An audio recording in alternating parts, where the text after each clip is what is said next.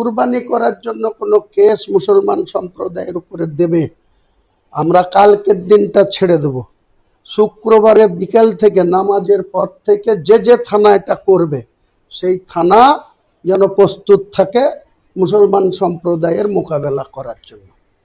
এটা পরিষ্কার কথা।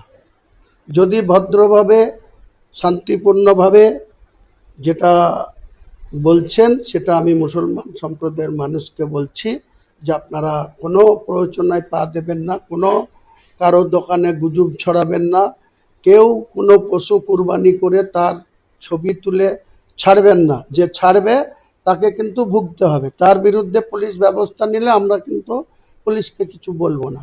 আর আননেসেসারি যদি কোনো পুলিশ কোনো থানা যদি মুসলমানদের কুরবানি করার জন্য যদি কোনো কেস করে, আমি গোটা মুর্শিদাবাদ জেলার একজন জনপ্রতিনিধি হিসাবে কালকের দিন সহ্য করব।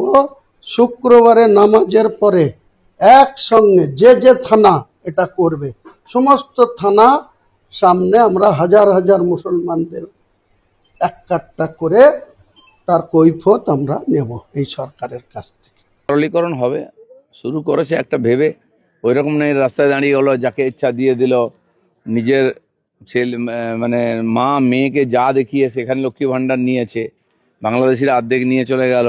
এটা চলবে না, ভেরিফিকেশান চলছে, দিতে হবে, সরলীকরণ হবে আস্তে আস্তে। জিএসটি যখন লাগু হলো কেউ বুঝতেই পারছিল না, আজকে জিএসটি নিয়ে সবাই খুশি, তার জন্য এটা সময় লেগেছে। মগ জলদস্যুরা গুপ্তধন লুকিয়ে রাখতো পাহাড়ের গুহায়, সমুদ্রের খাঁজে। এই দীপঙ্কর বাদুরিয়ার চেয়ারম্যান যে গুপ্তধনটা লুকিয়ে রাখলো পাট খেতে 2,47,00,000 টাকা অ্যাজ অফ নাও, অনেকগুলো কারেন্সি নষ্ট হয়ে গেল। ও কি একটু ভুল করেছে দাদা? ও কি আরো ভালো জায়গায় রাখা উচিত? এত টাকা রাখার জায়গা নেই, সবাই তো আর পার্থক্যর মতো ফ্ল্যাট কিনে টাকা রাখতে পারেনি, তাও বাঁচানো যায়নি। তো আগেকার দিনে আমাদের গ্রামের দিকে দেখতাম খড়ের চালে বাঁশের যে বাঁশ থাকতো, বাঁশের ফুটোতে ঢুকিয়ে ঢুকিয়ে রাখতো গরু বিক্রির টাকা, এটা রেখে দিত। ঘর পুড়ে গেছে, অনেকে সে সব পুড়ে গেছে। তো এরকম আজকেও এত টাকা এসছে এদের কাছে, রাখার জায়গা নেই, পাবলিক জেনে যাবে। লুকিয়ে রাখতে গিয়ে এই দুর্দশা হয়েছে, এই লোকগুলোকে ভয়ঙ্কর শাস্তি দেওয়া উচিত। দেখুন, আমাদের দেশে সারা বছর কোনো না কোনো উৎসব চলে, ধর্মীয় আয়োজন চলে, তাতে যদি রাস্তা আটকানো হয় বা সাধারণ মানুষের কষ্ট হয় তাহলে জনজীবন তো আটকে যাবে, ডেভেলপমেন্টও আটকে যাবে। তো সাধারণ মানুষের জীবনযাত্রাকে ব্যাধিত না করে উৎসব আনন্দ করা উচিত, কোনো আপত্তি নেই, আর সরকার সেটাই ব্যবস্থা করছে। দল ছাড়ার হিড়িক, কালকেও বেশ কিছু মানুষ দল ছেড়েছেন, তার মধ্যে কাকলি ঘোষ দস্তিদার, অরূপ চক্রবর্তী এরা আছেন। এইটার দুঃখে মমতা বন্দ্যোপাধ্যায় একটা কবিতা লিখেছেন, কবিতাটার নাম হচ্ছে গিরগিটি। আমি আগেই বলেছিলাম যে এটা সুযোগ এসছে বাড়িতে বসে কবিতা লেখার, সেই সময়টা কাজে লাগান, বসুন, তার প্রতিভাকে একটু শান দিন, আর অনেক এরকম ইস্যু পাবেন কবিতা লেখার জন্য। এরপরে পার্টিটাই উঠে যাবে, তার দল আছে কি। এই অবস্থায় শ্রমিক ভট্টাচার্যের ভালো তৃণমূল খারাপ তৃণমূলের যে গাইডলাইন, এই গাইডলাইন নিয়ে বিজেপিরই অভ্যন্তরে যারা দীর্ঘদিনের মাটি কামড়ে পড়ে থাকা বিজেপি কর্মী, তাদের মধ্যে একটা কথা হচ্ছে। দেখুন, প্রেসিডেন্ট বলেছেন, কিছু পরিপ্রেক্ষিতে কেন বলেছেন সেটা ওনারা বলবেন। তো এটা যে নির্দেশ আছে কোনো তৃণমূলকে নেওয়া যাবে না, আপাতত ওটা হলেই আমার মনে হয় ভালো আছে। বহু জায়গায় তৃণমূলীরা মেজরিটি হয়ে গেছে, কারণ এমন জায়গা আছে আমরা জিতে গেছি বা জিতে না পারলেও যেখানে আমাদের কর্মীরা বহু বছর কাজ করেছেন, সামনে আসেননি, ওপেনলি করেননি, তাকে বহু অত্যাচার সহ্য করতে হয়েছে। আর ফলে সেখানে আমাদের লোক দেখা যেত না, সেখানে টিএমসি থেকে আসা হারমাদদের দাপট বেশি। তো আমার কথা হচ্ছে, ভোটের আগে এক কথা, ভোটের পর আরেক কথা কেন? ভোটের আগে তো কেউ 12 পাতার দরখাস্তের কথা বলেনি, 12 পাতার ফর্মের কথা বলেনি। লক্ষ্মীর ভান্ডারকে কেন্দ্র করে এ বাংলায় রাজনীতি হয়েছে, সবাই জানি আমরা, চালু আছে এগুলো। কংগ্রেস পরিচালিত প্রত্যেকটা রাজ্যে এই প্রকল্প দীর্ঘদিন ধরে চলছে এবং সাফল্যের সঙ্গে চলছে, আপনারা খোঁজ নিয়ে দেখুন।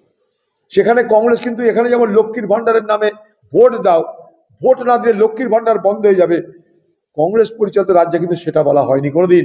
পরিবর্তে যারা ক্ষমতা এলো তারা কি বলেছিল? তারা সেদিন বলেছিল যারা লক্ষ্মীর ভান্ডারের উপভোক্তা তারা সকলে পাবে, আরো নতুন নাম সেখানে নেওয়া হবে।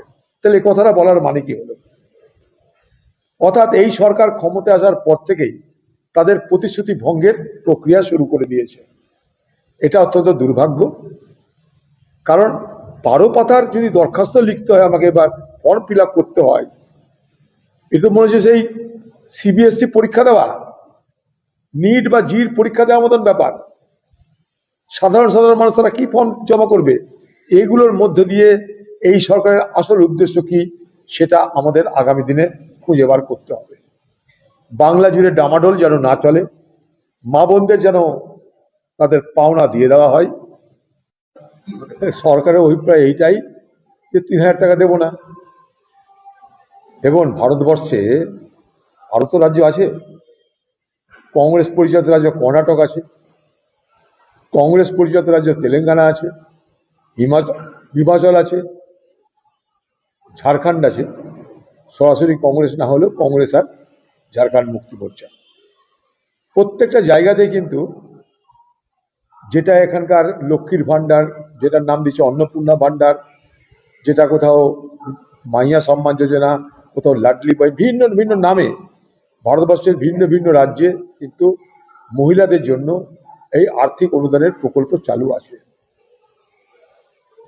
কিন্তু ভোটের আগে এক কথা, ভোটের পরে আরেক কথা, এটা কিন্তু কংগ্রেস পরিচালিত কোনো রাজ্যে আপনি দেখাতে পারবেন না।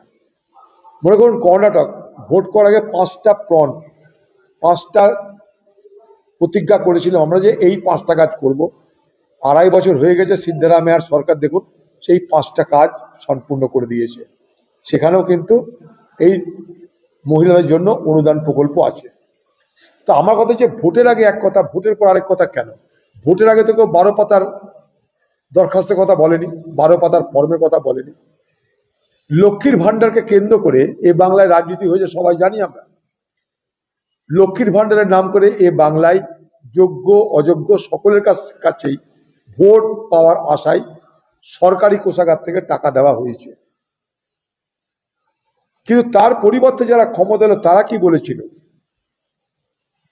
তারা সেদিন বলেছিল যারা লক্ষ্মীর ভাণ্ডারের উপভোক্তা তারা সকলে পাবে, আরো নতুন নাম সেখানে নেওয়া হবে।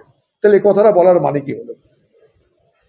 অর্থাৎ এই সরকার ক্ষমতায় আসার পর থেকেই তাদের প্রতিশ্রুতি ভঙ্গের প্রক্রিয়া শুরু করে দিয়েছে। এটা অত্যন্ত দুর্ভাগ্য। কারণ 12 পাতার যদি দরখাস্ত লিখতে হয় আমাকে, এবার ফর্ম ফিল আপ করতে হয়, এটা মনে হচ্ছে সেই সিবিএসসি পরীক্ষা দেওয়া, নিট। আজ যারা ডবল ইঞ্জিন সরকারের কথা বলে ক্ষমতা এসেছে, কেন্দ্র আছে রাজ্য আছে, তারা তো অন্তত বলবে সত্য কথাটা যে হ্যাঁ এই ঋণের বোঝা সামলাতে পারছি না, তাই আমরা অন্নপূর্ণার ভাণ্ডারকে আমরা ছেটে দেওয়ার ব্যবস্থা করছি। বলুক, সত্যটা সত্য বলুক, এটা আমরা জানতে চাই।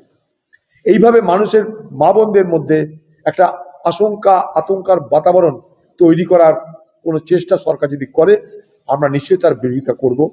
কারণ এটা দিয়ে মানুষের সংসার চলে। আজকে বাংলার মা বোনদের এটা দিয়ে একটা সংসার চলে, তাদের খরচা বহন করার সুযোগ পায় আর্থিক অনুদানের মধ্য দিয়ে। সারা ভারত